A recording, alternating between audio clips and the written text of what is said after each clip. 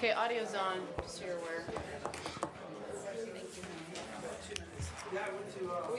How are we supposed to date it for? Which date? The 9th Of December. December? Okay. Yes. You said that, but That's okay.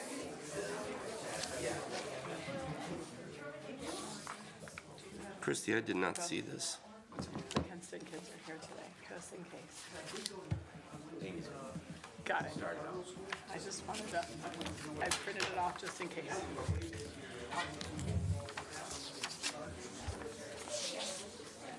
Just one? Yes. It's just our copy. The other ones were good.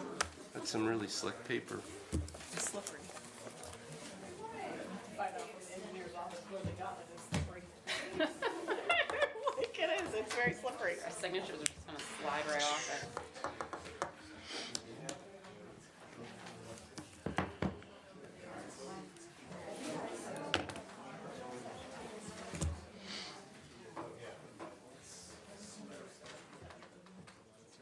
Quit clicking your pen. I made sure that it didn't have any. Oh, shoot. It's always the little things. It's okay. Nothing? I don't get that on my phone, so I don't have anything. You don't have any update on the resolution? No. I just checked before I came in here. I guess we can check at executive session afterwards and see if we can bring it back. Well, they said that they were supposed to have it before session this morning, so it's now 9:30. What do you think if we just brought it up? I think we need to pass the resolution. They wouldn't copy me on it. I have it on my phone, but.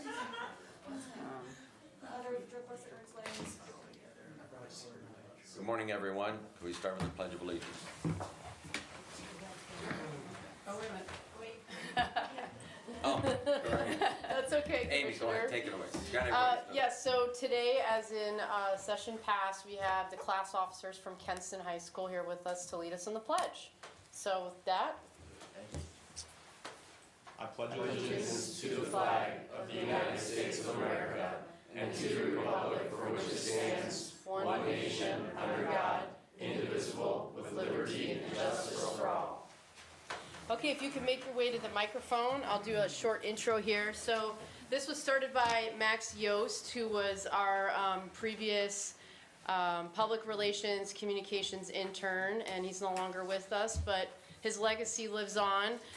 So today we have two from the class of 2026. We have Brendan, who is the treasurer, and Callan, who is the secretary. And then if you two could stand, we have the principal from Kenston, Tom Gabram, and the superintendent, Bruce Willingham, in support of them. So again, this is an attempt to link leadership within the high school environment with the county commissioners. Really the goal is to grow the next generation of those that want to serve in government. And so thank you for being here today. We're really excited to hear from you. I'll turn the microphone on here in a second, but if you could just introduce yourself, maybe talk about how did you get interested in class government, school government, and maybe a little bit about what your high school, post-high school plans are. All right. Give me 1 second. I gotta make sure it's all the way on. Okay, here you go. Thank you for having us here today. My name's Cal Buchanan. I'm the secretary of my class of 2026. And right now, just to preface, I'm applying for appointment to the United States Naval Academy. So that's where a lot of my interest in leadership and community service comes from. So throughout my time in high school, I've been involved with National Honor Society. I'm the president of our chapter at Kenston High School right now. And I've been very involved in leadership and community service since my freshman year. And I have to say that my favorite community service event that I've participated in is at the Chardon VFW Pancake Breakfast. They put it on every Sunday in January and February, and it's really good. So thank you. My name is Brendan Schroyer. I am my class's treasurer, and for community service, I've been a part of Rotary and Interact with my dad. And then I've also been a part of NHS in the high school. And much like Cal, I've just done a lot of community service because I feel like I want to make an impact in my community. And I see places where I can make things better, and I want to spearhead making my community better around me. And then for the future, I'm hoping to either get into Purdue, and I just got accepted to Ohio State for mechanical and aerospace engineering. I have a mechanical engineering degree too, so I think it's a good background for whatever you want to do next.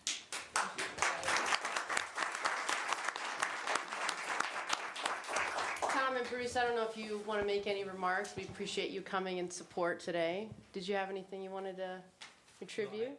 The only thing I would say is thank you for letting us be here. Commissioner Brakey and I kind of exchanged some emails back and forth about having the kids. We love showing our kids off, and I think this is a great forum. So thanks for letting me be here today. You guys are excellent public speakers. I feel like we could probably go to whatever classes you guys are going to. And the two, the class president and vice president, this is, finals week. So Cullen Faring is the president, and then Devin Maksuga is the vice president, and they're busy deep in finals at the moment, or midterms, right? In AP courses, so they couldn't join us today. Thank you. Kenston, thanks for coming in, and the future's looking very bright for everybody in Geauga, so thanks. Okay, the prayer or statement this morning is from 1981. This is the address to the nation about Christmas from President Ronald Reagan. Christmas means so much because of one special child, but Christmas also reminds us that children are special, and that they are gifts from God, gifts beyond price that means more than any present money can buy. In their love and laughter, in their hopes for their future lies in the true meaning of Christmas. Amen. We have no one, just confirming, no one signed up for public comment for any items directly related to the agenda. Okay, I think we can skip the initial public comment then. Thank you. Financials. You have an update, no, you have an updated agenda. Sorry. There's an updated one right there. Okay, Adrian Gordon from the Commissioner's Office. Good morning, Commissioners. Today's financials include a cash transfer from the Board of DD from their operating fund to their reserve balance fund.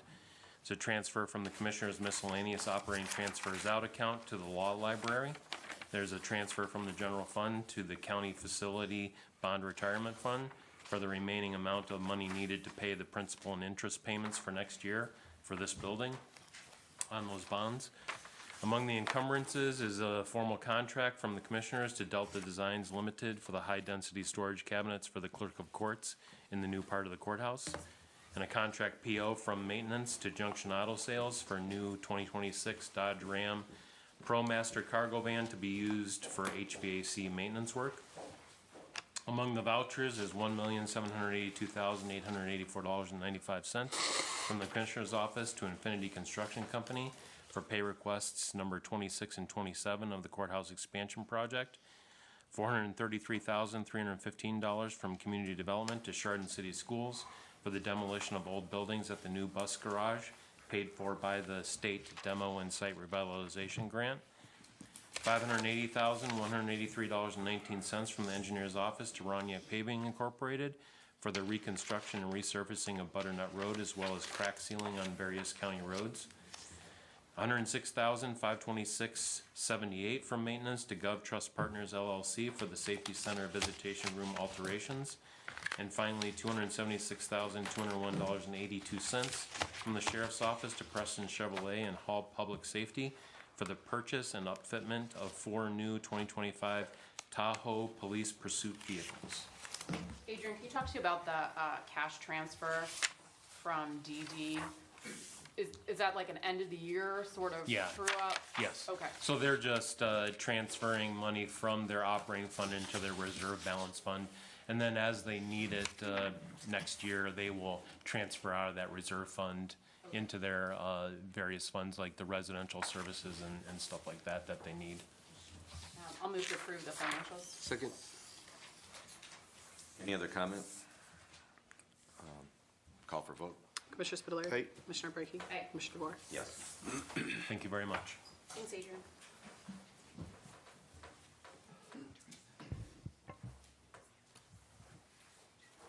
Okay, item number 4, Commissioner's Office is requesting the board approve and execute Resolution 25-215 proclaiming recognition of continued support of the Be a Santa to a Senior program for 2025 in Geauga County. Hi, I'm Nicole Crawford. I wanted to thank the commissioners for this proclamation, and I'd like to thank Sandy McLeodin and her assistant Melissa for all their support for this. We reach over 500 seniors in both Lake and Geauga County during the holiday season to be able to deliver those gifts to them. So there's many volunteers involved in this, and we truly are grateful for the community around us for this as well. So thank you. If there's people that want to adopt a senior, is there still an opportunity to do so, or is that window closed? That window is closed, but we do this every year, and we do that again in Lake and Geauga County as well. So thank you. I move to approve item number 4. Second. Call for vote? Commissioner Spudler. Aye. Commissioner Brady. Aye. Commissioner Wood. Yes. Thank you. Are we gonna follow this one? Okay. Sure. Yeah. This is my first time doing it, so.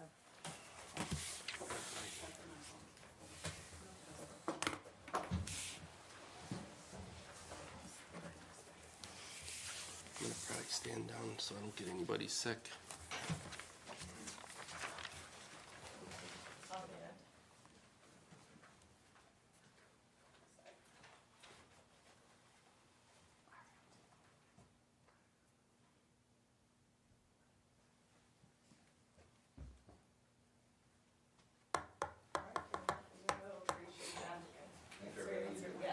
Thank you.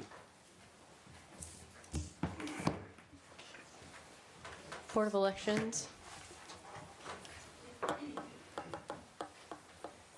Would you like me to read it for you? I'm happy to. Oh, yeah, you can. Okay. The Board of Elections is requesting the board approve and execute Resolution 25-216 honoring Michelle Lane upon her retirement for over 21 years of service to Geauga County. So, thank you for having us. Nora McGinnis, I'm Deputy Director, and Joan Windnagel, BOE Board Member. we're sorry Michelle couldn't be here today. She actually, had a previous appointment. But yes, after 21 years working at the Board of Elections, serving the voters of Geauga County, she thought it was time to enjoy her family. She has family around the United States, and children, grandchildren, great-grandchildren, and we will miss her dearly. She's done a lot for the board and has served others within Chardon Township and different committees she's been on. So we appreciate her, we'll miss her, and she's a great woman. We do appreciate that you're willing to do a resolution on Michelle's behalf. That's very special, and we appreciate it. Nora, what's one story you'd like to share about Michelle that's meeting appropriate? I'm glad you said that. Oh boy, this story.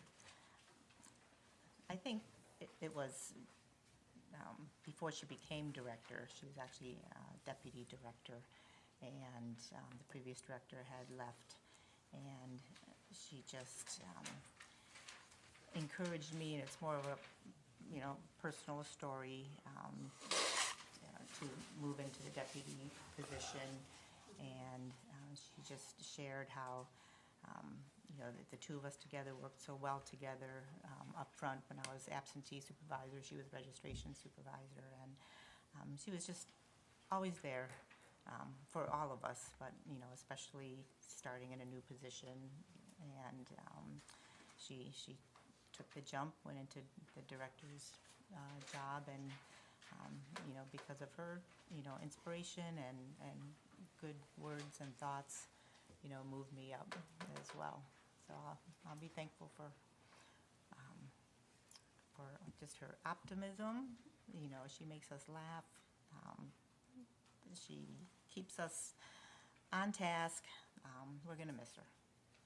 Thanks for sharing. Sure. And Joni, what's the next process for, or where are you in the process for looking for a new director? Okay, legally, we had to run an ad in the News Herald for a week, and so we've done that. It's also been, I believe, in the Maple Leaf, correct? It's been on Election Line, it's on our county website. And so they have until December 22nd to turn in their resume. There's also a form that the Secretary of State expects any candidate to fill out. It's Form 307. So I think we've had 2 or 3, one person that's a current employee, and then 2 people that, one doesn't even live in Geauga, and one gentleman does live in Geauga. So we've had, I think, 3 people that have shown an interest. Our office is gonna be closed from December 24th till January 2nd. And then we're back up and running on the Monday, January 5th. So just so people are aware of that. I believe that's also out on the website, right? Not yet. Not yet, okay, well. just Breaking letting- news. Yeah. So just letting everybody know. We just didn't see the need to have the employees come in on January 2nd, you know, the day after, for one day. So we closed the office from the 24th to the 2nd. So I'll move to approve item number 5. Second. Any discussion? Call for vote? Commissioner Spillier. Aye. Commissioner Brackey. Aye. Commissioner DeVore. Yes. Thank you again. We really appreciate And I'm what sure you did. Michelle appreciates it as well. Thanks so much. It should be signed.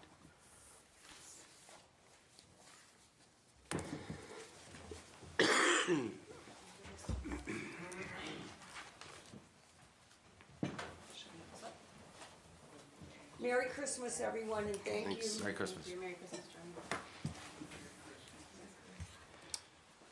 Okay, item number 6, the Commissioner's Office is requesting the board discuss and approve as necessary any resolutions needed in regard to the suspension of the Job and Family Services .5 mil Children's Services Levy. So I'll provide a little bit of background to the board. So this idea of suppressing a levy came up last week following session in our discussion of the budget.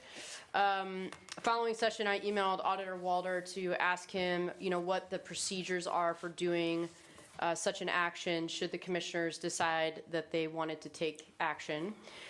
Auditor Walter very quickly responded and invited me to attend the Budget Commission meeting, which was held yesterday, which Commissioner Brackey, Adrian Gordon, and I attended. There was debate during the Budget Commission, and they proactively agreed to the full suppression of the .5 mil JFS levy, which would return approximately $1.6 million to the taxpayers. I did learn that this action is late in the realm of the Budget Commission. If the commissioners choose to adopt the resolution that's been drafted today, it would still need to be approved by Columbus. I do have for you sort of the process going down a level deeper. So the prosecutor's office has developed a resolution which was just delivered. And it should cover both the action to suppress as well as the required amended rate resolution. And following the debate and discussion, Deputy Auditor Sinatra would require the commissioners' formal action, which would take place today, which is executed again in the form of a resolution. And if the plan is accepted by the state, then the values and revenue would be adjusted on the first amended certification of estimated revenue for 2026. So I'd like to open the floor for discussion by the commissioners if this is an action that you're interested in pursuing today. Well, we've done this in the past, and I'm in favor of, you know, my gut feeling, I'm in favor of doing it again. Yeah, I mean, I raised this issue because the cash carryover was larger than I was expecting. And so I want to have a vehicle to bring that back to the taxpayers. And I think it's going to be closer to 1.7 million at full collection, right? Which it seems like Geauga is more in that 100%, close to 100% collection. I mean, in some ways, I think we should be giving back more, but because this is a non-qualified levy, it doesn't have that state rollback. So we're not giving money, we're not giving the state a discount, essentially. Totally agree, yep. I mean, I do think in the future, I'd like to get ahead of this earlier, obviously. I mean, I think it's gonna be a bit of Thank you. a Christmas miracle if we can. Yes. If we can get this. Essentially, my understanding from yesterday is that Cuyahoga and Trumbull counties have not submitted a certain tax form called a DTE 27. It would be the 515. Okay, I thought that was from the state. That one was, Let's but see. it does, I mean, it doesn't matter. We don't need to get into these numbers. But because they hadn't submitted that form and we have overlapping tax districts, the state hasn't acted yet. And Right. so we're hoping they still haven't, and they haven't done that as of Friday, and we're kind of hoping they still haven't done it. Right. So we can get ours in, at least around the same time and amend it. But, obviously, we need to get ahead of this going forward. And I mean, I don't want to be in a situation where the Budget Commission is telling the commissioners what to do with our cash carryover. We should be telling the Budget Commission what our plan is. Yes, Totally agree. yes. Is there a motion on this item? But can we hear what the resolution is? 'Cause I mean, we haven't seen the resolution. So the resolution special that was delivery. provided Yeah. is a resolution amending the resolution 25-184 to accept the amounts and rates as determined by the Budget Commission and authorizing the necessary tax levies and certifying them to the county auditor. So it is an amended rate resolution that the board approved on September 30th, 2025. That was the 25-184. So they've included language, pass one of these down to you. There's 4 here, so you can take a look at it.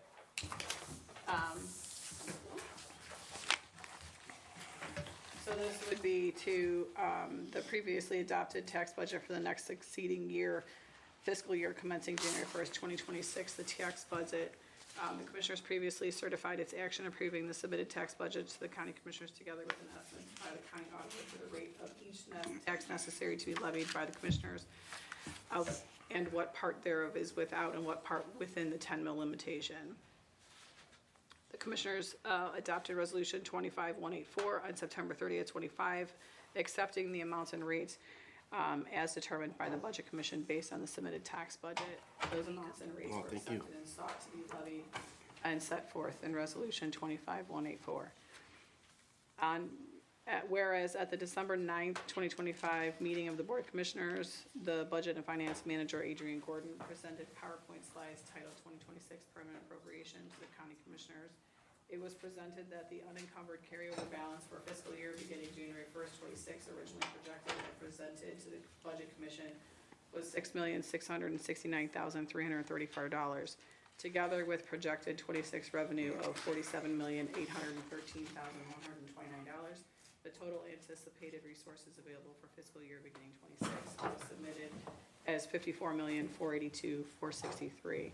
Whereas it was presented that as of December 9th, 25, the unencumbered carryover balance for fiscal year beginning January 1st is now projected to be approximately $15 million instead of the $6,669,434.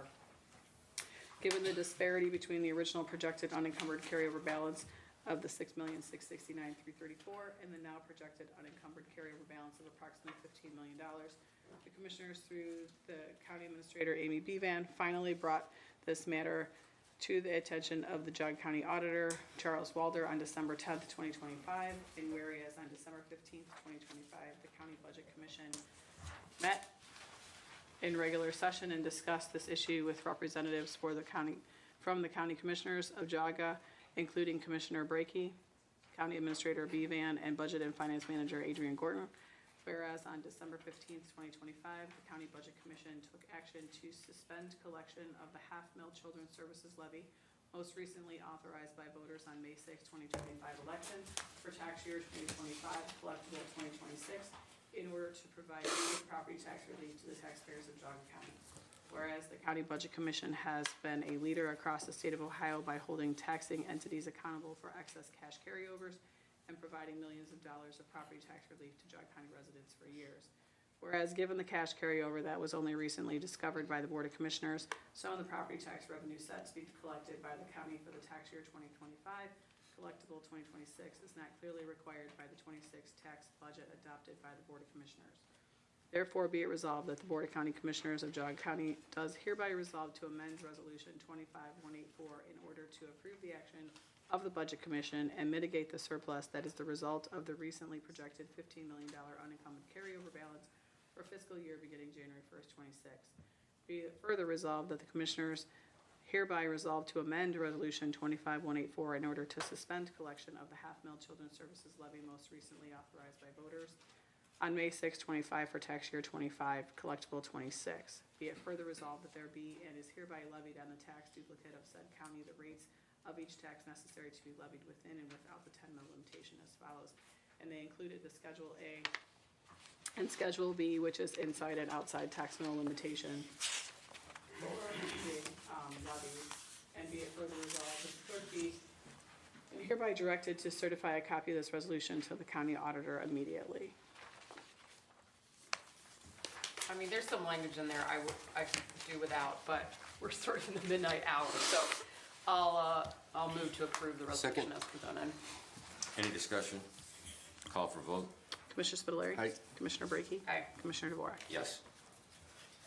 Do we need to sign all of All these? 4 of these, yes, Okay. please.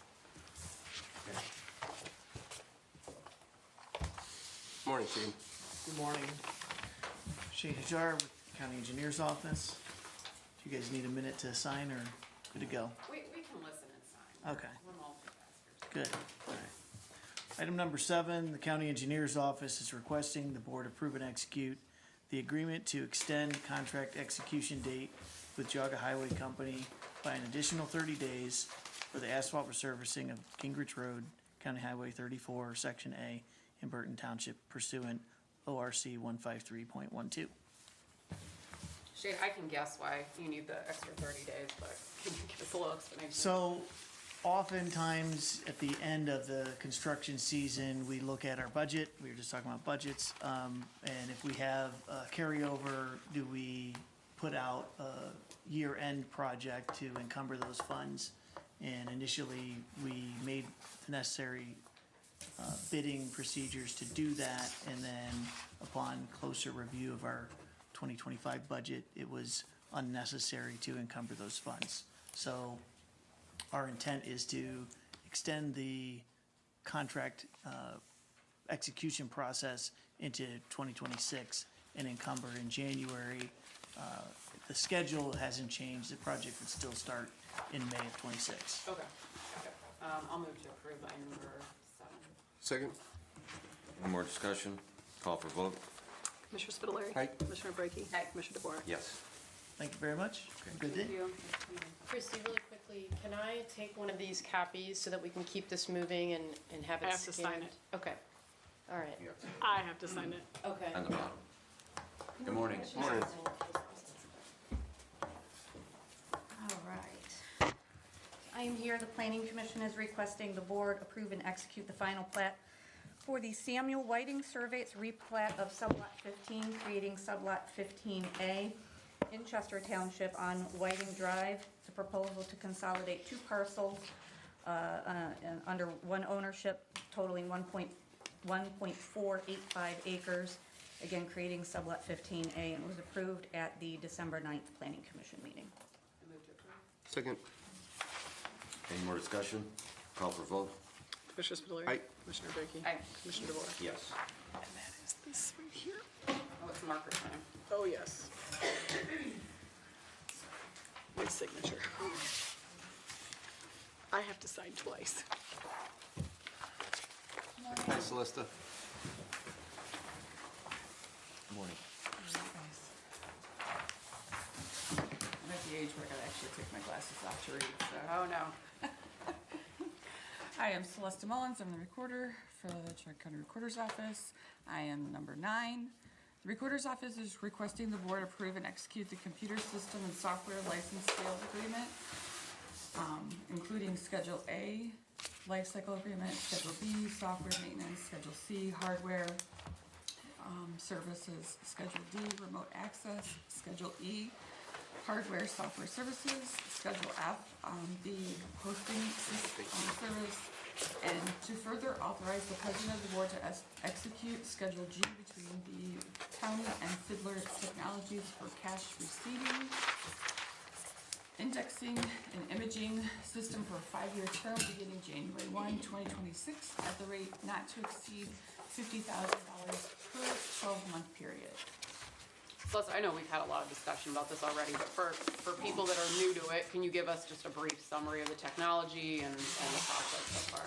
Yes, so currently, we house our server and have the hardware system with the current vendor. We are moving to a hosted system, getting rid of the server, and going over to ADP to have them service the actual hardware of, and what we do is the system is used to record and to index and memorialize all the land records for the county. So. I actually got a question from a resident about this agenda item. They asked, is this software not something that Geauga already has in archives now under ADP? No. That was my assumption as well. No, the system actually is what was required to, when you record it, it assigns an instrument number, volume and page number, and we put it into a system where we can index it so that title companies and things like that can actually locate the title all the way back. Okay. So, yeah. I'll move to approve item number 9. Second. Any discussion? Call for a vote. Commissioner Spudler. Aye. Commissioner Brady. Aye. Yes. Number 10 is, so again, Celeste from Recorders. Michelle Pemberton, Director for Veteran Services. We are here requesting the board to approve the utilization of remaining 2025 funds to purchase, replace equipment, software, and supplies for the veteran ID cards with an estimated cost of $5,930. I'm not sure if any of you are aware, but since 2013, we have been issuing veteran ID cards to our fellow veterans through the Recorder's Office in collaboration with the Veterans Services. Our system, our computer system, our machine has come to kind of an end-of-life cycle.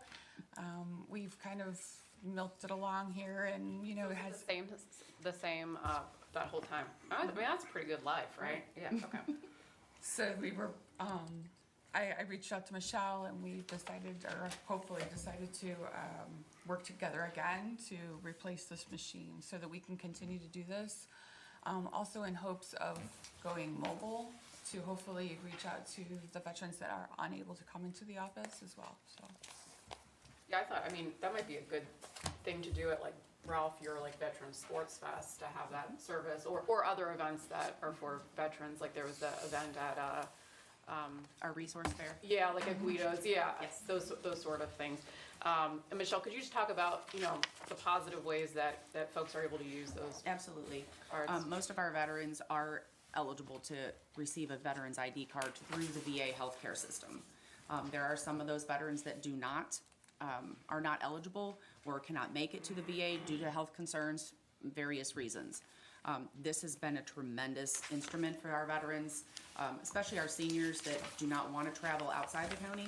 They go right up to Celesta, get that recorded, get their ID card, and then they can go and use their benefits at Home Depot or around the county and various organizations.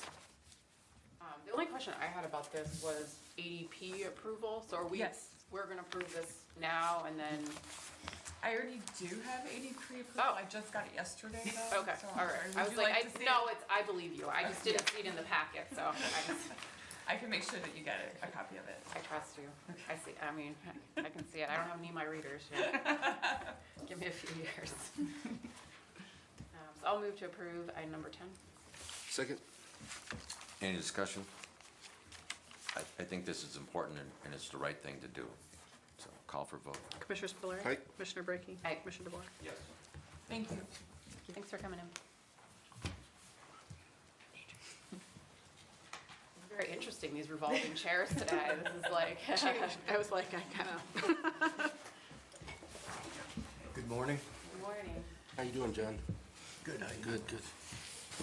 Good morning, Michelle Pemberton, the Director of Veteran Services.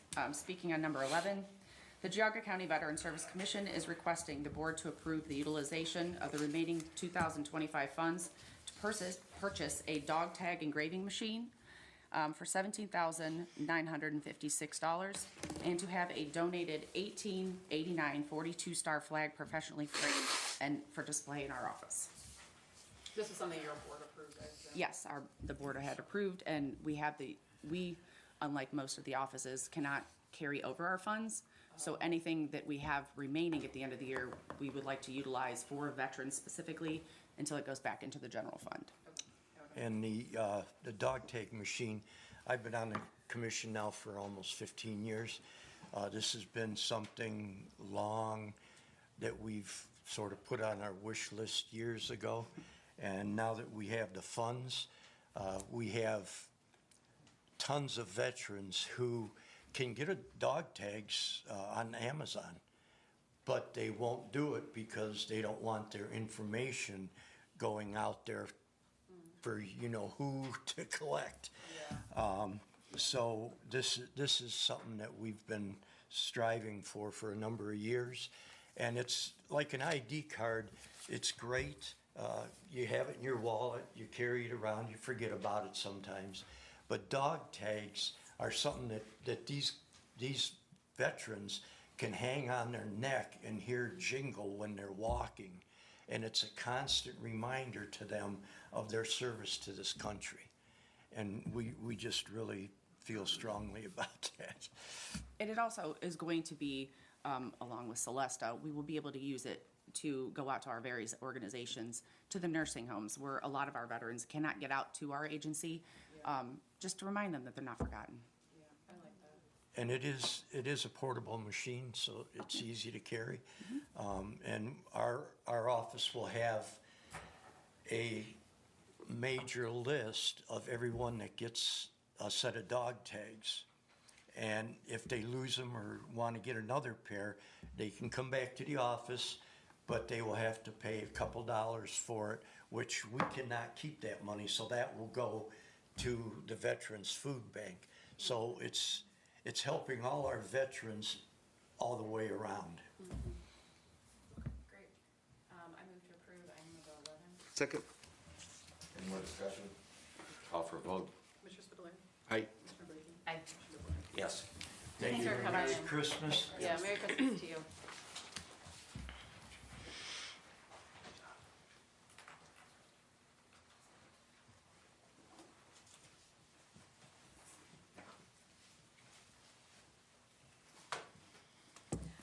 Good morning, Jessica Bolt, Department on Aging. Items 12 through 16. The first item on the agenda is to revise a job description for our Assistant Senior Center Supervisor. We recently had the promotion of Melissa Wheeler to Senior Centers Manager due to the retirement of Sandy McLeod coming up on December 31st. Since that position is the Senior Centers Manager and we're looking to fill her current position as the assistant, we need to do a title change to match. So we're looking to change that position title to Assistant Senior Centers Manager. And since we're looking to fill the position, we read through the job description and just wanted to make sure it was accurate. So we wanted to ensure that it reflected that this person, not only do we have a division of labor for the senior centers, but also they are responsible for the community programming aspect for our agency. So that is number 12. I mean, I still hate these The percentage percentages. ranges. I hate them. Okay, all right. I don't know how we fix it. So I don't know if but- the board would like us to do an overhaul on our job descriptions. I would say that all of our job descriptions do have that percentage format. Yeah. We could do an overhaul if that's the direction we want to move. Yeah, I don't know what the priority is. Not I opposed. just hate the ranges of the, like, I don't care about the percentage, it's just the range where it could, you know, your job could be less than 100 or more than 100%. I just hate it. So it's, I mean, when I read the two descriptions, it seems like it's an expansion of the role, but you're saying it's really just writing down what this person already did. Because I was a little concerned that you're making someone do more work for the same amount of pay. It was a clarification to add in that they are doing direct programming. Okay. All right, very good. I move to approve item number 12. Second. Any discussion? Call for vote. Commissioner Spitaleri. Aye. Commissioner Brackey. Aye. Commissioner DeBoer. Yes. The second item is to approve the promotion of Kristen Bibby to the position of full-time social services coordinator effective December 22nd at the rate of $31.36 per hour within, should be a 180-day probationary period. This position became vacant due to the promotion of her supervisor, Michelle Warren, being promoted to our in-home services manager position due to Reba's retirement. So we're kind of having a little bit of a musical chairs going on in our department. Ms. Kristen Bibby has been with us over 10 and a half years at our department. She started off 7 years as our home delivered meals and volunteer coordinator, and she has been in our social services department for over 3.5 years. And what's her current role? So, social services worker. Oh, okay, gotcha. I move to approve 13. Second. Any discussion? Call for vote. Commissioner Spitaleri. Aye. Commissioner Brackey. Aye. Commissioner DeBoer. Yes. The next item on the agenda is to revise our organizational chart for two purposes. The first is to correct the title for that senior centers manager position, and the other is Ms. Kristen Bibby, who will be our social services coordinator. She will be overseeing our home delivered meals coordinator. That program is going to be going underneath that position. It makes the most sense as they are dealing one-on-one with clients as well. So that revised organizational chart will be having those two revisions. Okay, and you just want to go through the next two, Jim? Yes, ma'am. So then we will be asking to permission to advertise for the position of full-time assistant senior centers manager as well as the full-time social services worker. Okay, so I'll move to approve 14 through 16. Second. Any discussion? Call for vote. Commissioner Spitaleri. Aye. Commissioner Brackey. Aye. Commissioner DeBoer. Yes. Thank you very much. Thank you. Thank you.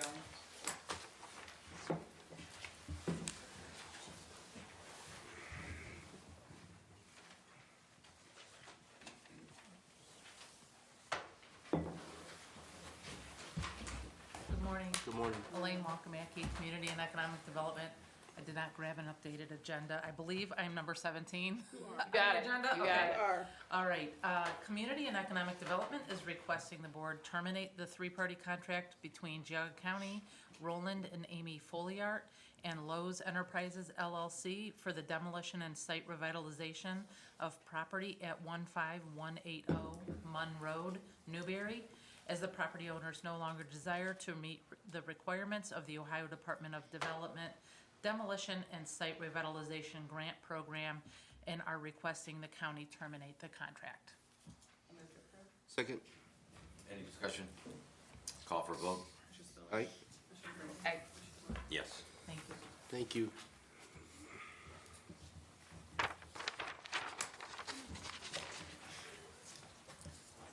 Morning, everybody. Morning, Brandon. Brandon Reed with the Emergency Management Agency. Number 18 on your amended agenda. The EMA is requesting the board to approve and execute a service contract agreement with Dex Imaging for the purchase of a Ricoh IMC 3510 copier and a Ricoh IMC 300F copier, and all the parts and labor and service agreements that come with that, preventative maintenance, toner, images, things like that, for an amount not to exceed $48,964. This contract has been approved to form by the Geauga County Prosecutor's Office and does have ADP approval. Anticipating my questions. Brandon, do you think Austin timed his paternity leave when you were going to have a lot of things I told him, on I said, you can have it back, my friend. Come on back anytime. No, he's. This feels like we've been seeing a lot of you. I'm not complaining, I'm just Yeah. saying. So I'll move to approve 18. Second. Any discussion? Call for vote. Commissioner Spitaleri. Aye. Commissioner Brackey. Aye. Commissioner DeBoer. Yes. Thank you, everybody. Thank you.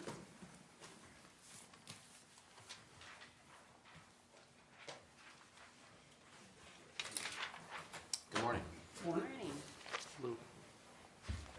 This is Rena with the Maintenance Department, and My name's Rob Weigel. If you want to give you a second to give you a little brief history and everything on me. I want to thank the board and Amy for giving me the opportunity to step into the Director of Maintenance role. I built my public service off of maintenance, leadership, and project management. I'm super excited to accept this challenge, and I'm ready. There's a lot of important work ahead of us, and I'm ready to roll up my sleeves and serve the residents of Geauga County in greatly improving our Geauga maintenance needs. And once again, I thank you for the confidence in me to take this role. And your sleeves are literally rolled up. They are rolled So up. you are ready to I'm ready to go. We're excited, yeah. Good to have you. Thank you. Okay, so we have 19. The Maintenance Department is requesting the board approve and execute a service contract agreement with Air Force One to remove and install a new hot water boiler in the Geauga County Safety Center effective December 16, 2025, with work to be completed within 180 days in the amount not to exceed $57,347. I move to approve. Second. Any discussion? Call for a vote. Commissioner Spudler. Aye. Commissioner Brackey. Aye. Commissioner DeBoer. Yes. And item 20, the Maintenance Department is requesting the board approve and execute a contract maintenance form number 1, increasing the service contract agreement with S.A. Communal Company Incorporated for additional maintenance services for the fire suppression system at the Geauga County Safety Center in the amount of $15,000 for a new not to exceed amount of $30,000. Liz, can you talk about why this is needed? Well, they, hold on, let me get my notes. They had there was an additional expense on a project for the visitation alteration to protect the sprinkler systems and the smoke detectors during the construction. And the service repairs was originally underestimated on those contracts. I move to approve. Second. Any discussion? Call for a vote. Commissioner Spudler. Aye. Commissioner Brackey. Aye. Commissioner DeBoer. Yes. And last but not least, we have the Maintenance Department is requesting the board approve and execute a service contract agreement with Train U.S. Incorporated to provide and install a new building automation system, BAS, at the Geauga County Safety Center effective December 16, 2025, with work to be completed within 180 days in the amount not to exceed $49,817. And you have ADP approval on We this have now, 80, right? Okay. well, we have, and we removed language, which would allow Train to have remote access in, it's just Okay. maintenance. Okay, perfect. I feel much more comfortable with that. I'll move to approve 21. Second. Any discussion? Call for a vote. Commissioner Spudler. Aye. Commissioner Brackey. Aye. Commissioner DeBoer. Yes. Okay, thank you. Thank you. Thank you. Congratulations. Welcome aboard. Thank you.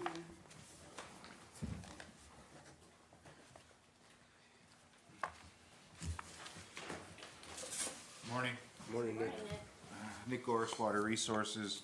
First item on the agenda is requesting the board approve and authorize Commissioner Spitaleri to execute the request for partial payment number 6 for Shook Construction Company for the McFarland wastewater treatment plant improvement project in the amount of $844,859.60, and in addition to execute the OWDA contractor's estimate and OWDA fund payment number request in the same amount. Project is moving forward. Estimate has been reviewed and is in a line. This will put us about 30% complete on the job. I expect a little bit of work to slow down due to weather conditions and heat, but 3 of the clarifiers have been water tested, which is great. We're just waiting now for warmer weather to be able to water test the ox ditch, which will be ultimately a huge swimming pool. So when it's freezing, we're not going to fill it with water. So that'll be the next step. You don't want to turn into like an ice skating rink. I don't want it to blow apart is what I don't want it to do with all that ice. So, but yeah, You reviewed these invoices, you believe them to be correct? yes. Okay. I move to approve 22. Second. Any discussion? Call for vote. Commissioner Spudler. Aye. Commissioner Brackey. Aye. Commissioner Yes. Thank you. Next item is requesting the board approve and authorize Commissioner Spitaleri to execute the OWDA fund payment request number 9 for the McFarland wastewater treatment plant. This is for the technical services piece of it. Our HDR engineering doing their on-site and their technical review of the process of the project. It's in the amount of $42,373.59, sorry. The costs on this are at 40% of their original contract. Obviously, bringing them on board, their upfront costs were a little bit more, so That's hence 40% over the 30%. Has been reviewed and is in line with where we are at with the project. And again, for both full-time on-site and their tech services for all their expertise. Move to approve 23. Second. Any discussion? Call for vote. Commissioner Spudler. Aye. Commissioner Brackey. Aye. Commissioner DeBoer. Yes. Thank you. Thank you.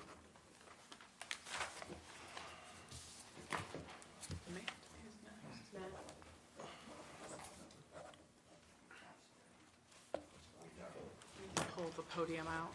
I'm sorry. Okay. Where's the dog? They're coming, actually. Okay, There all are a right, few all right. coming. I didn't want to have them go in their bathroom on the floor, so my staff. Okay.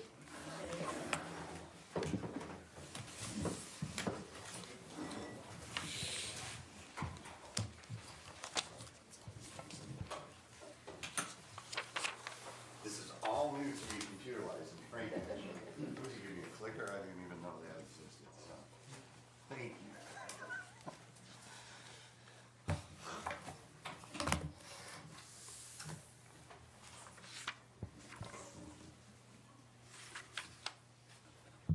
So I guess I could say a few words while Matt sets up.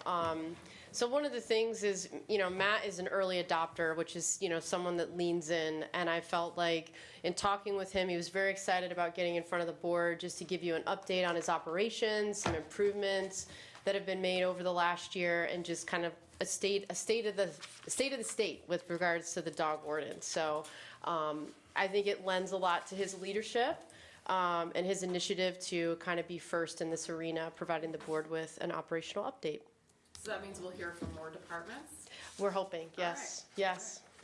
And I hope, and with your leadership and with Mark's leadership, I think it should be done every year. And I'm hoping that if this goes well, that we can do it again next year and the following year and all that. And it's just give you guys updates. You guys are very busy, and you don't know what's going on, and all the situations that go on in various departments. So yeah, I appreciate you being the example. Thank you. Hopefully I'm not a bad example, so I don't want to go in. But a lot of the issues that we had in 2025 is that since post-COVID, there has been a change in people's attitudes, the community, there's more violence, there's just more of it. If you see one of the things that you see that I'm wearing right now is body armor. We never had it for 20 years. Never really needed it. You can just knock on someone's door and talk to them and tell them to put their dog away. But that's just not the world anymore. There's a whole new world, and it's changed very fast. And it takes a huge community to get together, and we're right there at it. We don't see it just here in the county and the state of Ohio, as you'll see as we move forward. This is one of our dogs that we adopted. So most of the dogs that are in these slides are dogs that we adopted or have been in our kennels for some reason. So if you see your dog, that means your dog was running loose and we caught it. You get it. So background accomplishments. Just want to tell you this because obviously new commissioners, new Mark, my new boss, and all that. I've been in the dog warden position for 24 years. Been doing this for 35 years. Came from the Cleveland Animal Protective League as the chief humane officer in Geauga County, or in Cuyahoga County for 11 years, and that was a very tough time.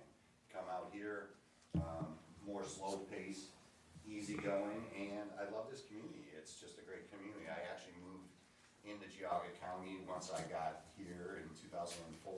Been here ever since. Some of my background of me is I'm the past president parliamentarian for the Ohio County Dog Wardens Association. I've been in the Dog Wardens Association for the state of Ohio since 2004, so for 21 years. I've seen the changes in laws, changes in different techniques as far as animal control and all that. And it's a tough situation, but you always got to adapt to change and movement in the world and all that. I've also been governor appointed dog warden to the Ohio Commercial Dog Breeding Advisory Board, which a lot of people don't know. Since 2014, So since 2014, I've been going down to the Columbus 4 times a year to discuss situations that we have with commercial dog breeders. We do have a lot of commercial dog breeders in the state of Ohio, whether you agree with breeding or not. It's stuff that has to be changed as far as animal welfare. Our shelter, a lot of people don't get my shelter, and I just gotta say, this dog that you see she's at actually a basketball game, but that was my dog Josie, and I got her. She was found as a stray in Middlefield. She had a mega esophagus, and unfortunately, she had to be put down this year at 8 years because of the medical condition. And it's a medical condition on that breed of dogs, which is very tough to think. One thing that I would say is as we move forward, the state of Ohio views dogs as property. They do not view dogs as family members, and I view them as a family member. And hopefully the state of Ohio will change their laws to better accept what's going on in the community, which is people love and value their dogs, and I do too. And we just got to find ways to correct that and figure it out. Our shelter has adopted over 90% of our dogs, and I call it a 90% live release rate. Since 2002, we're the highest shelter, has the best adoption rates in that period of time of the 23 years that we're talking, and we're even higher than that. Our numbers are usually up into the 95s. Best Friends Animal Sanctuary views us as a no-kill shelter, and I don't believe that we're a no-kill shelter. No shelter is. And the reason I say that is we do have aggressive dogs, we do have sick dogs, and part of our problem, or part of my job, is making decisions on, is the quality of life to adopt that dog back out, safety to humans, and sickness. And I make all those decisions, and I have in the 20 years, so it's a very difficult situation that we do. But you know what? Every dog that we get adopted is a movement that we do. We usually have trust with our community and consistent service. Community safety is what we're trying to focus on right now. 24/7 emergency response. I'm on call 5 days a week. I love it. It's someone, I think Mark's like, don't you have time to rest? And I'm like, I actually love it. When I get a call from one of the deputies and they need assistance, I actually enjoy being out on the road more than the computers. As you can see, I have zero idea on how to do computers and all that, but it's what I enjoy doing. So I do have another staff member that assists me. It's something that we'll have to consider move down the line on how many more staff we might need in order to help these programs out and all that. We have 3 full-timers, 2 part-timers. We're the primary agency when the law enforcement calls us on any animals at large, but the deputy sheriffs actually respond usually faster than us.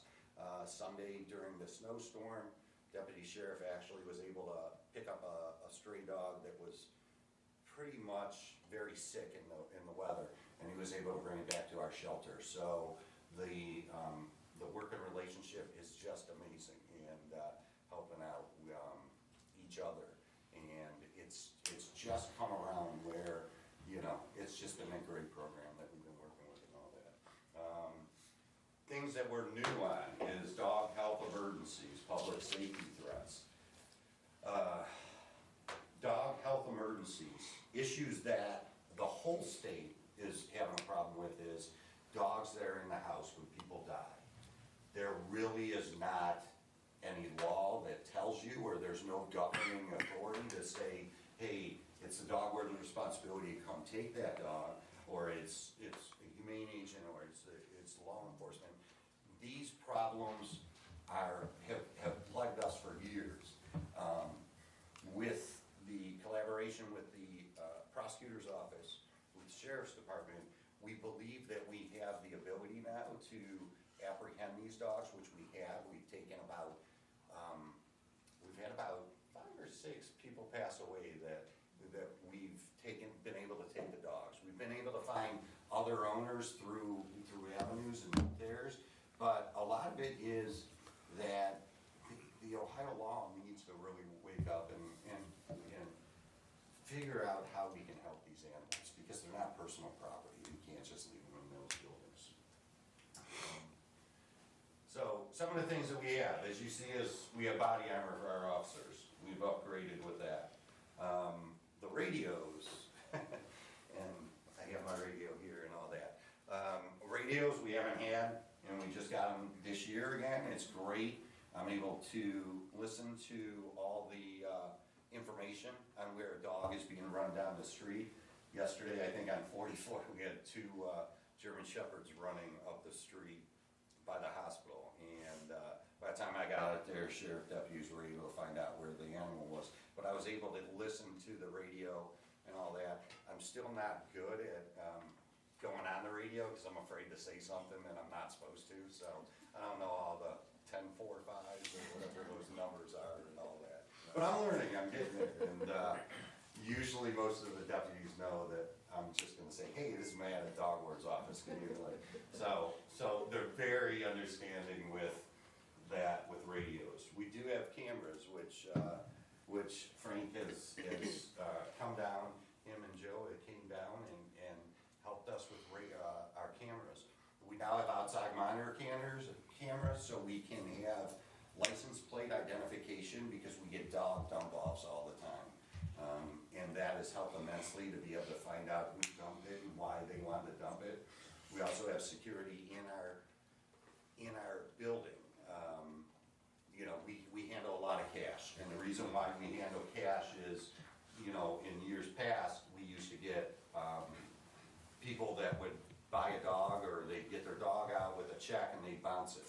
And there was no recourse for us to come back except a civil suit, which is time-consuming and money that we don't have the ability.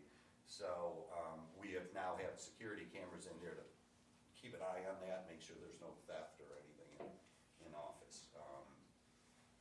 Things that we're moving forward with, volunteer manuals we never had in the past, staff manuals, they're in the process of being developed, and policies and procedures. And these are probably things that were on my situation, but we've had stuff written up. We just never got it to the board. So we've been at yard 9, you know, we're getting to the goal line. We're almost there. I had something that I was gonna have you approve today, but as you're gonna see, Ohio law has changed immensely, so it's gonna be a thing that we gotta wait till March to get that approval, but I'm gonna bring that to you and all that. I know this is boring, but for me. This is the biggest thing. This is the biggest area that we had issues with in the past, and it is assistance of medical emergencies, accidents, and fires. There's been a yeah, exactly. The dogs are better. They can just sit up there. Are we saying again?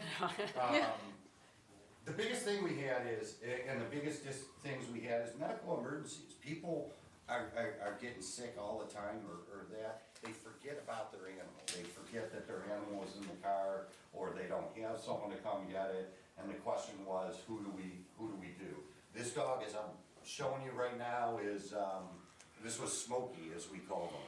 But it was around fair time, because I know that we went out, but an animal passed away, or a person passed away, and there was no one to take care of the dog. So as the police went out there, they observed the situation, they called us, we came out and picked up the dog. And Smokey now is living in Newberry with a new owner. We are giving owners 5 days to come claim it, or their people, 14 if they have a license. And we're doing it, unfortunately, there's a very difficult line. We can't keep them forever, and we can't not help the public. So the public's got to understand, if you are injured, or say a house fire happens and all that, you got to contact us at least to give us an idea. Some of the programs we're going to work with is boarding kennels, and we'll take them to a boarding kennel for you, but you got to pay for the boarding kennel, as a few dogs come in and all that. I want to try to be quick. Some of the things we modernized right now, and that's the auditor's office, and he's not here, but it's great that we did it. We got QR code registrations now. It just came out this year, so It's gonna be easier access for the public to register their dogs. They can use the QR code to register it. We can go out there and, in compliance, have them QR coded. So, brand new program that we're doing. The other program that we're doing is Emergency Alternative Contact Program, and we're one of only 3 counties that are working on this. So in your dog license renewal, it will say alternative contact. It could be an attorney, it could be a neighbor, it could be anyone they want as an emergency contact. And that is, when you do have a house fire, we can at least call someone outside the house, or if you pass away, I don't know, it's a morbid thing, I guess, to say, but it's true, that we could call that family member and say, come pick up your dog. And we don't want to keep your dog, but we want to get them back into the house. And these are things that the state has never changed. So we're gonna do it ourselves with their, as I call, unfunded mandates somewhat, but it's something that I think the commissioners are all on board to support. These are all animal programs that should have been done in the past, and we are doing. One of the things I might ask the commissioners is public outreach. Our dog licenses have tanked just like everyone else in the state of Ohio. It's our major funding source, and it is by law, you gotta have a license. It protects your dog. It protects you from an unwanted dog coming in the property and damaging your property or biting, that we can tell you who the owner is. And the reason we lost so much is we weren't able to go out and check animals for licenses. We're doing more. My deputy that's back there, she's been somewhat going door to door, but that's just not the way to do it. We're gonna ask for a postcard on January 20th. It's gonna cost about $12,000. If we get 800 new dog licenses, which I know we can get, it's beneficial. One thing I wanna look at in the future, and not now, we'll pay for it, but seeing if we can get a sponsor for it. And I don't know if that's even legal, so I gotta check with the prosecutor's office. Hey, what are you doing? I know I'm talking too much, sorry. Technology, again, with Frank back there in IT and do it. I probably call them every other day because I have no idea what's going on with computers. Johnny that answers the phone, he'll help me with the computer. Some of the stuff you are starting to see on Facebook, it comes from them. I'm like, hey, here's what I got, and you guys figure it out. It's great, it improves. The archives, we're now starting to archive our records and put it on, what are these little things here? Hard drives. Flash drive. I'm getting it. Flash drive, there you go, thank you. So they're doing flash drives, which is getting rid of our paperwork. And I think they're doing a great job. They've come over to my office twice already and all that. Some of the things that we're looking at moving in the future is credit card machines. Since we do not take checks and we only really take cash, and there's really always a thing, is to move to the credit card machine, which will reduce a lot of these problems and issues. So it's something that I know I've talked to you about, but we've got to get into the 21st century, if you want to say, for our county, and that's really what we need. So we are updating that. We will get the credit card machines in this year. We're gonna update impound and adoption fees. And a lot of it is putting a price on when we get dogs. Listen, we would love to do it for free, and the county would and all that, but we just can't do that for free anymore. There's not enough time in the day, and if your dog gets lost, you know, a $75 impound fee is not the worst thing in the world, and we really don't give you a ticket the first time, which we could. So it's just moving up those. We actually have twice in this past month started a program where we've had 2 dogs were caught and captured, and the Amish people that owned them couldn't come out and get the dog, or they were gonna pay for a tax. So we offered a fee of $70 to go and drop their dog back off, and they said, no problem, that would be great. So we're looking at trying to help the public in that way. dog back to them, and they pay the charge for us, that I think we're doing that more and more often. If someone goes to the hospital, we had one sheriff's office, gentleman went into the hospital for 3 days. Sheriff actually went to the hospital, got the key, had them sign off. I went to the house. We took his dog out of the house, brought it back to our shelter. We then transported it to a boarding kennel. These are things that, none of us had probably, or had the ability to do. Now it's just going natural. And everything is moving good, the engine's moving, and I just love the way we're going. Get to the important thing, the shelter. This is the tough one that we're gonna even discuss and all that. If anyone knows the shelter, and I think it's up there, it was built in 1980. It's a pole barn. It's, 46 years old. It's older than me, for the record, yeah. It's not older than me. Go ahead. Yeah, so it's older than you, so you know where we're at on this. So 1980, so we're talking 46 years. Pole barns, from my understanding, last about 40 to 60 years. So we're right into the situation of what do we do with this thing, and how do we do it? One of the proposals, as we saw, was, and Commissioner Lennon and the past commissioners gave the $250,000. The $250,000 is still there. We have not touched it because we're trying to figure out how to do it. Now, I've talked to all 3 commissioners personally on where I think we should go with this. But I think this building needs to eventually get destroyed. And it's a hard decision to make. Like, I have trouble asking for stuff sometimes, but I think a new building, like 2030, or at least a proposal of putting a new building in, is not out of reality of that if we have the money through the commissioner's office, or through the general fund, I'm sorry. It's something that it's really down there.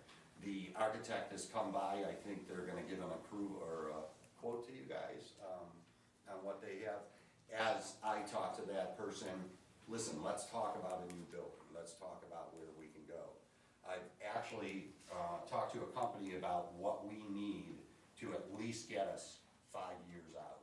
And that's about $70,000 of that money being used to just fix the kennels, fix some of the inside of the building, bring inside-outside cages for the adoptable animals, and doors in between the cages to allow us for dangerous dogs to move back and forth. It's probably, right now, the one quote I got is $62,000. I think with 2 other quotes, I think that's what I would hope that the commissioners would have a consideration to talk about. I don't think we spend all the $250 on this building. I think it's just throwing money away. That's my opinion. But again, it's not something I can make, and we can wait for the architect to come back with that. One of the things the architect talked, which is a new person, says, hey, where's your quarantine area? I'm like, right there. They're like, where's your intake area? Right there. Where's your medical area? Right there. We've always done it, and we've always done great. But moving forward, I'm aging out, my staff are aging out, it's a whole new way of doing stuff. Our system is not that great, so. Last thing I want to get to is Avery's Law, which is House Bill 247. You're going to be listening to it. The governor has not signed the bill yet.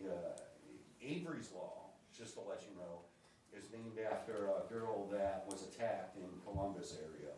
She had her whole face disfigured. Bad situation. But in that situation, understand that animal bites, and that there was no recourse for dog wardens to take that dog. And we've gotten yelled at quite a bit of, hey, my neighbor's dog bit my son, why are you leaving it there? Well, we had no recourse to take the dog and quarantine it, or take the dog and put it in our kennel unless we knew that owner was not going to follow the law until it went to court. This new law allows us, as dog wardens, to actually confiscate vicious dogs. So when an attack happens, it will no longer be an ability, it it will give us the ability to say, listen, we're gonna take your dog into custody until the courts rule on what to do with this dog.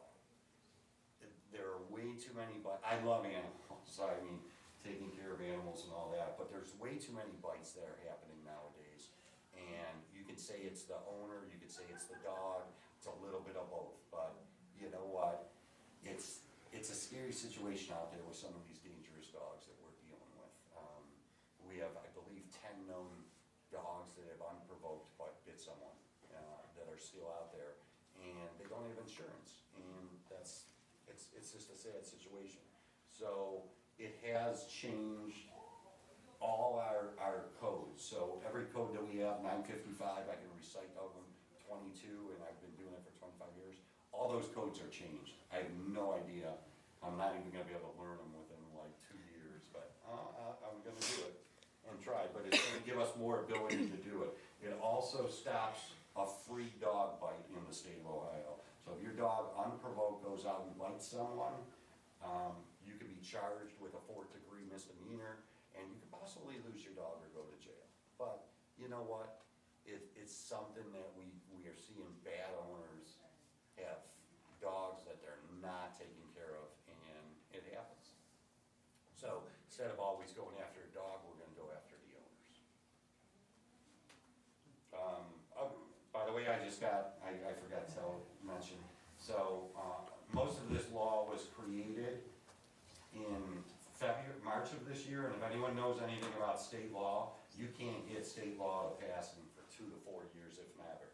This law was created last year based on some of the dog bites that were discussed last year, and it was introduced on April 29th, and it is at the governor's thing. The governor's office has invited me to come down Friday, and I haven't even told you that, Friday to attend the signing of it, so I will be down with your permission and your guys' permission. I'll be down at the governor's, the State House, watching the signing of this bill, because I think it's a very important bill. So it's something that we're doing great in the county. Again, this is really a collaborative effort. It's something that we've sat down, major, praise and props, whatever you want to tell it, is, Sheriff Hildebrand, Tom, Chief Deputy, his lieutenants, Jonovich, Gribbins. The Sheriff's Office has been amazing through this whole process. And we've always been amazing and all that, but now that we have guidance on how we can program these things and how we can assist them in these programs, it's been just fabulous to work in Geauga County. The Auditor's Office, by helping create these things, I don't think anyone from the Auditor's Office is here and all that, but the Prosecutor's Office, Laura LaChapelle has helped immensely. So she's been great in helping us with that. John Bosco, our county municipal prosecutors have helped. IT, Frank Antonucci, like I say, it's been a blessing to get the cameras and the radios and all that. Maintenance department has been doing great. I'm trying to keep that building alive, but it's time to get rid of it. Law enforcement agencies, and I got just a quick story on that. Thanksgiving night, or the night before Thanksgiving, Wednesday night, we had a dog at about 8 o'clock at night get hit by a car in Bainbridge, and the owner was there. Owner couldn't afford medical and all that. Bainbridge police called. Normally in these situations, as we'd say, is it's an owner pet, we can't do it. Well, we don't do that anymore, based on our program and what we're doing. So the deputy, or the officer in Bainbridge, and I don't have his name, I wish I did, he says, I'll bring the owner and the dog to you down at the shelter. So at 8 o'clock, he met me there, and the dog unfortunately had to be put down, which I did. And it was a scenario that it was done perfectly. Bainbridge police were able to bring it to me. I was able to help that owner. He drove the owner back home, and it's the way it should be. It's the way that we're going in a great direction. So I appreciate everything that everyone's done. Law commissioner staff and commissioners. I just appreciate everyone. Christy helps me with this. Frank's laughing because I have no idea how to work a computer. Amy and Mark, I'm starting to learn you guys and get an idea. I apologize I'm not around as much, but I'm out on the road doing stuff and all that, but I think you guys understand that and all that. And I thank the commissioners for what you guys do and all that, so. That's all I have. I do have dogs. I don't even know where they are. Do you have any questions? I'm sorry. I wanna know the dogs' names, obviously. Hey, well, they're coming in. There's one. So- This is Grub. Oh, there she is. Go ahead. This is Grub. Grub. Bring him up. He was being loved out there. So Grub came, both these two dogs came from Moco, correct? Yes. Yeah, okay. So everyone knows that we take dogs in from our partnership in, look at them playing. You know, I will pay the adoption fee if anyone wants to take him right now. Anastasia, Rob was actually Celesta. a cruelty case. He's the only survivor. They took him in at 3 weeks of age. And he's a very good boy. Yep. He's a very, very good boy. So people want to know, hey, I'm sorry, this is Deputy Evans. She's been with me for 10 years.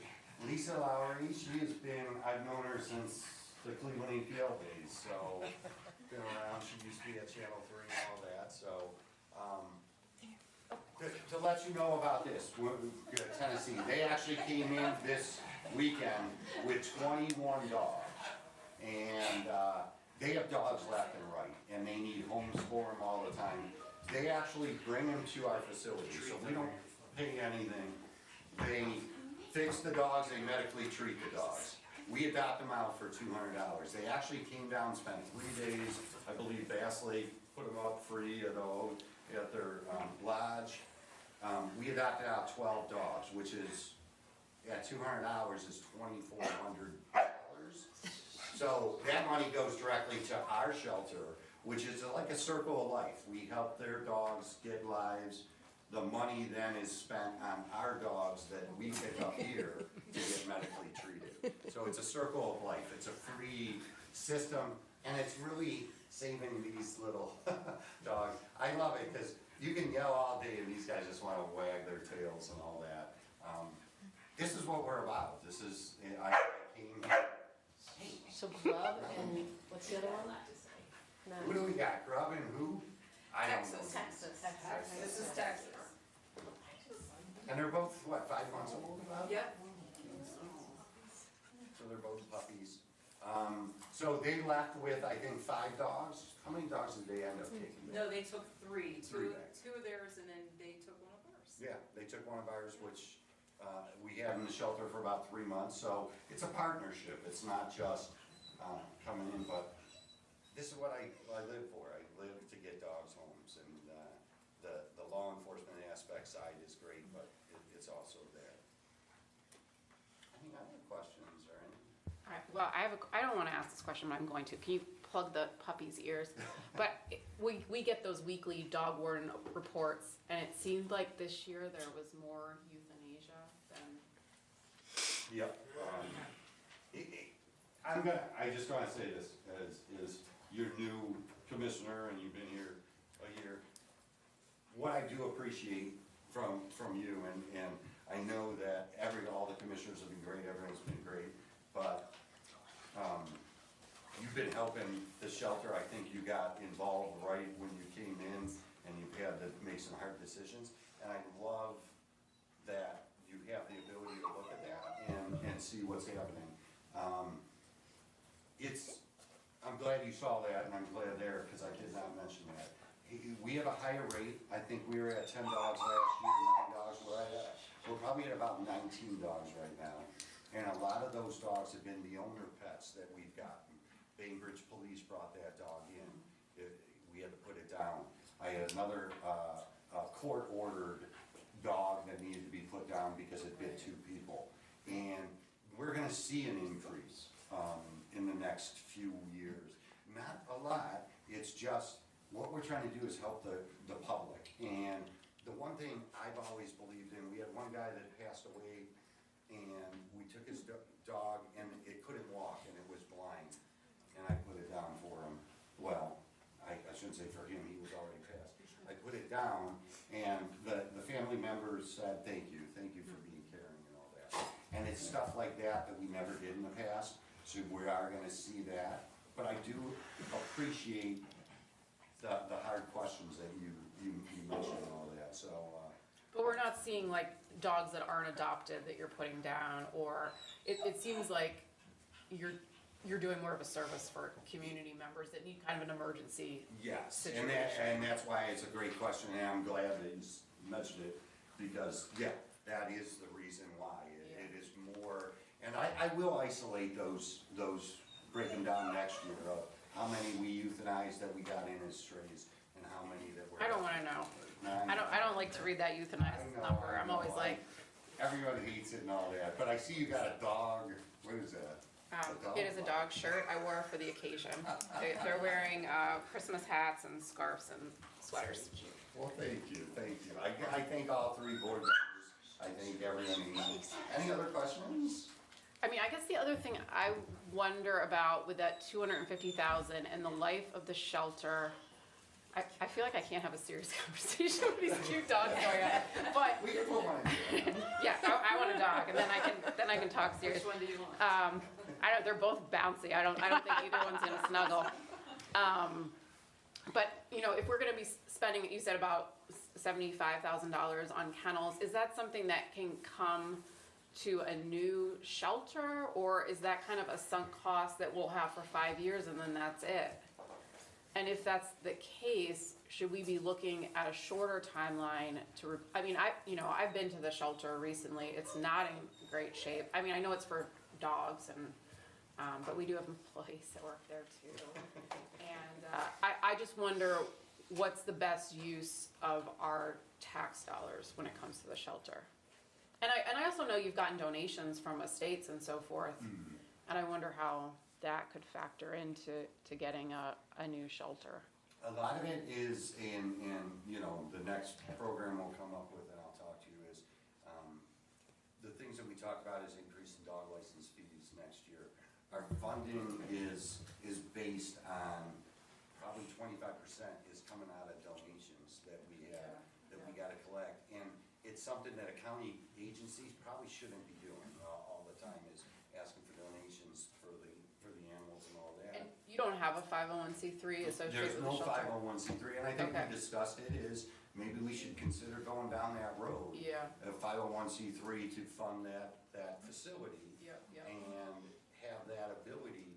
It is a great conversation to have, and I think that we need to have it. Like, this year, I think that's the discussion. The 70,000 would not be to be able to move back over to a new facility. Okay. So, yeah, it would be 5 years or how many years, and that's it. So I think that it's a discussion we need to have, and, it's looking us right in the eye, and like you say, it's a good shelter, but if anyone's been there, you still got troughs right in front of the cages and all that, and, it's still good, Yeah, it's still functional, but I just wonder how much longer I it's can gonna be play Sarah functional. McLaughlin and be able to help people know how good they are. Honestly, when I came here, I think John Zachariah was the county administrator. He goes, "Have you been to my shelter? You coming from the Cleveland APL?" I said, "No." I said, "I don't care what the shelter looks like. It's about the dogs and getting it." The reason this shelter has never really been an issue is because my staff and my volunteers do so well at cleaning and taking. No, it's well maintained. I mean, you can tell they put a lot of care into it. As much as zip ties and duct tape can do with it. So I think it's a great conversation we gotta have, and we gotta talk about how we wanna move forward. Well, thanks for coming in for the presentation and for kicking it off. I appreciate it. Well, I It's just hard to want go first. to compliment you and your staff and everybody, the collaboration with the whole county, because this is important to have a operating procedure, and we're getting to that point, but hats off to you. Thank you. It is great. It's great, and I think the sheriff, and Tom and all that, it's fabulous, and, I think it was a long time coming, and I think we're at the crossroads of moving forward. Lisa, how are you? Good. Good. Thanks for coming in. Thank you very much. And this dog, if anyone saw it, it's Jackie. It was the one that was shot, and that she is in a home now, so we're hoping that everything works out with her and all that, so we're keeping an eye on her. I want to see all the dogs. Thanks, Matt.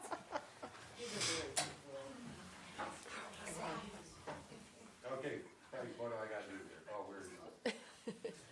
Just unplug it. Just unplug it? Yep. Thank you, Matt. Bye, Matt. Thank you, everyone. Appreciate it. They could use a home before Christmas. Celeste, do you have a dog? I have 2. Okay.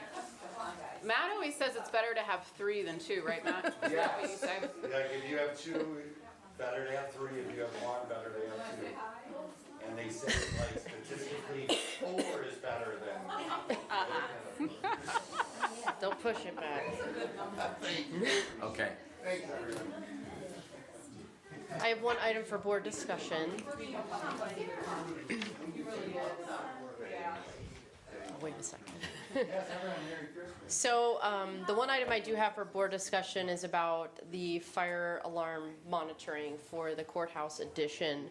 It is critical that we achieve or obtain a service provider so that we can get a certificate of occupancy.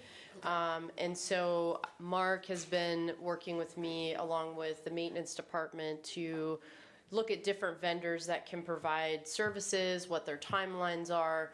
So yesterday, working with the prosecutor's office, we believe we have a provider in Guardian. Okay. And so I do have language prepared just to, because of the time-sensitive nature of everything with the courthouse as things come to a close, I wanted to see if I could get your approval today when that contract is finally approved by the prosecutor's office to be able to sign it. And so Mark is here if you have any questions about Guardian. Mark, would you have be able to come up and just share like some of the cost and the background between the two? I mean, I was gonna ask about the pricing, so. Okay, for Guardian, Come on up here, Mark. I Okay. turned that one off. Thank you. so for Guardian, they, of the 2 that are willing to provide this service, Silco was the other one.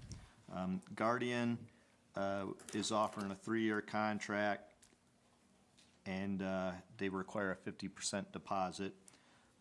Overall summary, about $7,000, $6,989 to install, and $2,400 per year monitoring for the 3 years. I'm sorry, what was the monitoring? Is $2,400 per year. Got it. Full disclosure, Silco is much cheaper, but they will not give a timeline, and they will not be able to do it as quick as Guardian. Okay. With Guardian, we'll only rent the equipment as part of the cost. We won't own the equipment.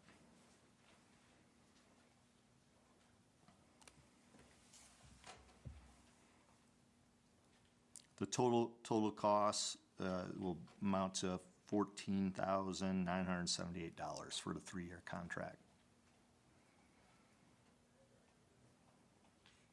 The original issues, I don't know if the commissioner is aware, but there was a change in law that a lot of the services had to change their contracts. A lot of the services weren't willing to change their contracts, so that was the delay. So the current fire monitoring systems we have are honoring the contracts, but as they expire, we're gonna have to go and probably try to consolidate with the companies that are willing to do that. That's state law that changed? I believe so. I Something think in the it's. Heart of Ice code, and then, like you said, we have to look at all our buildings for the fire monitoring service. Ideally, we'd like to do that now, but with the time sensitivity of the courthouse, we'll have to see, what Guardian will do long-term as the others, and hopefully we can wrap it into Guardian. 3-year contract is better than what Silco offered, was 5-year if we're looking to consolidate. So we can have maybe a 3-year plan to get all our services put into, I guess, the best bid or Guardian if they're the best bid. I mean, maybe I don't wanna know this, but what did SoCo quote? Approximately half the cost, Okay. and we would own the equipment. Oh, And sometimes every 6 months or a year, the equipment is obsolete. Is that right? I would, with any computers, you know. But they just will not commit to a time frame, and, you know, we're not even looking to end of January with Silco. well, I know, Mark, you would have, if you could get them to commit to a time frame, it would have happened, so. We tried. And Guardian is really, is not easy with it. And the problem with it is we gotta coordinate with 2 other entities to, I guess, sync the systems. So that Infinity, and then there's what's the other one is Johnson Control. So it's not as simple as just getting the Guardian to come in. We gotta sync with 2 other entities at a certain date on it. So Guardian seems the most willing to work as quickly as possible for us. And the prosecutor's office has been very accommodating and helped to review this quickly and understanding the time-sensitive nature of it. So this came in yesterday from Laura with the recommendation to get a pre-approval from the board so that once their review is complete, I can go ahead and proceed with approving the contract. Got it, so you have a motion for I do. approval? Okay. The motion is, the Commissioner's Office is requesting the Board approve and authorize Amy Bevan, County Administrator, to execute the contract agreement with Guardian Alarm for fire monitoring once the contract is approved by the Prosecutor's Office and certified pursuant to ORC 305.30. Any more discussion? Call for vote.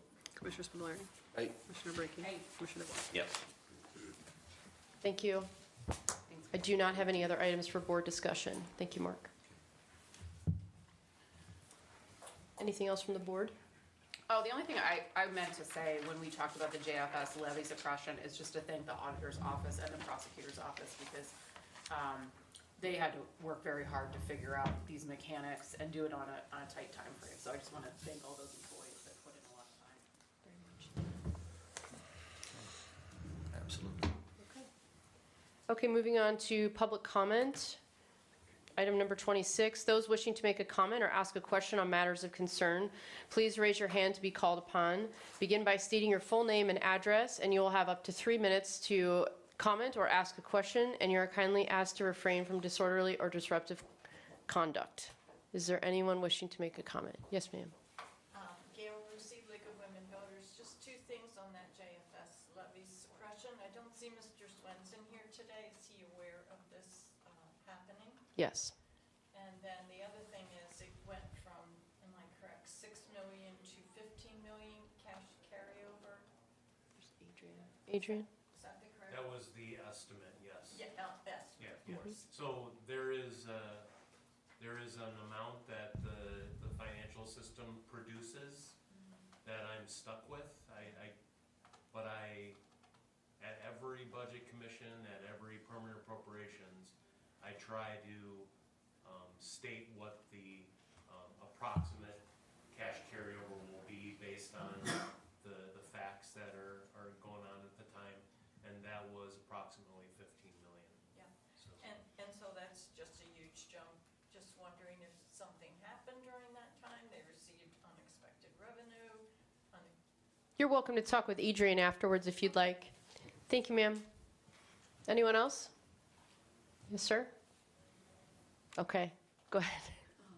Anastasia Nicholas, Chagrin Valley Times. I was wondering, what's the likelihood that the state is actually going to accept the submission that you did today? Or do you have any more information today than you did yesterday about that? We do not. I mean, I think it would be a bit of a Christmas miracle if it's accepted, but I'm hopeful. Okay. I think that's the buzz across the state of Ohio, and my gut feeling is it's 90% that it should go through. Just a guess. So. Okay, thank you. Sir? Howard, South Russell Village. This past Saturday, there was a wonderful football game. Army-Navy, Navy 17, Army 16. Also, this past Saturday was the Wreath Across America. It was done here in Geauga County and throughout the United States. Something that started years ago at Arlington National Cemetery, now it is throughout the entire country. Let's keep up the good work. Wreaths Across America. Thank you. Anyone else? Warwick and I attended the Wreaths Across America ceremony in Burton, and it was really lovely. It was nice to be part of. More people than we expected because the weather was so challenging. Yeah, it was miserable weather, but people really, really came out. And I think that shows like how our residents really care for our veterans in this county. Well, South Russell Village had a small program, but it was well attended, and it shows the caliber of people that care about the veterans and where they've been buried. Yeah, absolutely great. Anyone else? Okay, thank you. Item number 27, the Commissioner's Office is requesting the board move into executive session for the purpose of discussing the compensation of public employees pursuant to ORC 121.22G1. So moved. Second. All in favor? Or No. call for a vote? Commissioner Spudler. Aye. Commissioner Brady. Aye. Commissioner DeWart. Yes. We'll have Mark Jimison joining us. Okay. 11:09.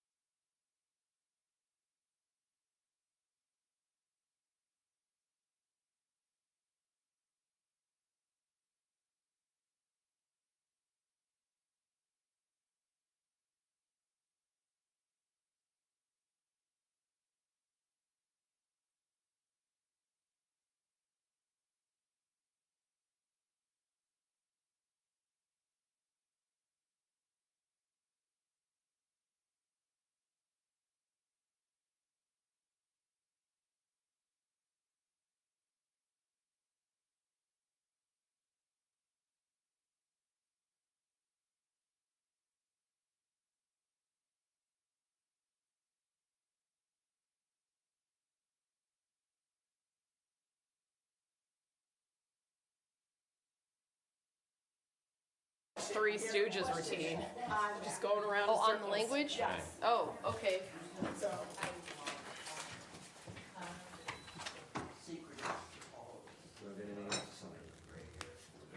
No, I don't, good, I'm just signing the resolutions. No, I don't know. I'm not on that mailing list for the Chamber of Commerce. I have to get on their mailing list. Yeah, and it's like, I don't know. Which chamber? Middlefield. They don't send me anything, I only get burdens.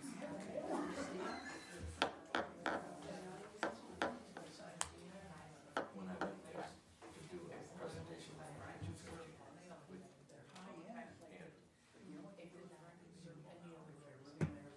Oh, that's nice. So you get invited to that stuff. Yeah, I should email that. Yeah, they're like lunchtime meetings, right? Yeah, that's convenient. I like that better than all these evening meetings.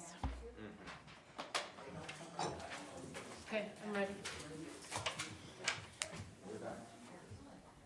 Okay. I have you back at 11:21. Okay, we're back from executive session, and there is some action. Yes.